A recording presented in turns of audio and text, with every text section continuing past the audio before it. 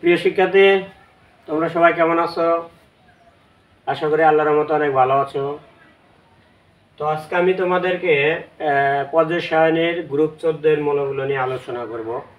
এই মূলগুলোর যোজনী, পারমাণবিক সংখ্যা এবং প্রতীক কিভাবে ছন্দের সাহায্যে খুব ইজিলি মনে রাখা যায় সেই টেকনিক আজকে তোমাদেরকে বলবো।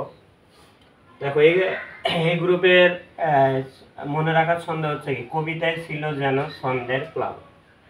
অর্থাৎ এখানে কবিতাতে হলো কি কার্বন, সি, কার্বনের সি, আর সিলোতে হচ্ছে সিলিকন, আর যেনতে হচ্ছে কি জার্মেনিয়ামের জি, আর ছন্দতে হচ্ছে কি স্ট্যান্ডাম, এটা হচ্ছে ল্যাটিন নাম।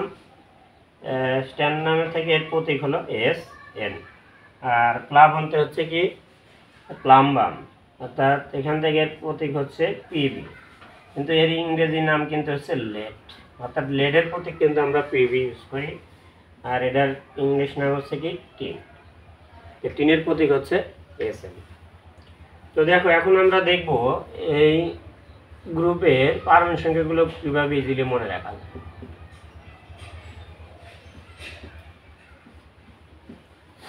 দেখো, এখানে আমরা প্রথমটা যদি কার্বনের সংখ্যা জানি, যেমন 6, কার্বন 6 আমাদের সবারই জানা। কার্বনের কি পারমাণবিক সংখ্যা হচ্ছে 6, এবং এর সাথে যদি আমরা প্রথমে দেখো 8 যোগ করি তাহলে হবে কত 14। আবার এর সাথে যদি আমরা 18 যোগ করি 14 এর সাথে তাহলে হয় কত 32। এই 32 এর সাথে আমরা আবার যোগ করব কত 18, তাহলে হবে কত 50। আর এই 50 এর সাথে যদি আমরা 32 যোগ করি তাহলে এর পারমাণবিক সংখ্যা আমরা ইজিলি পেয়ে যাব 82। দেখো, এখানে ছন্দের জানার কারণে দেখো আমরা প্রথমে কত যোগ করব 8, তারপরে 2 বার 18, তারপরে শেষে হলো 32 যোগ করলেই সবগুলো মূলের আমরা পারমাণবিক সংখ্যা খুব ইজিলি পেয়ে গেলাম।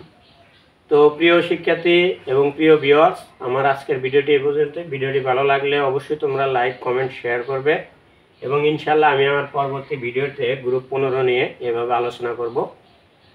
সকলকে ধন্যবাদ। সবাই ভালো থাকো, সুস্থ থাকো, এই কামনা করি। Thank you. Watch my video.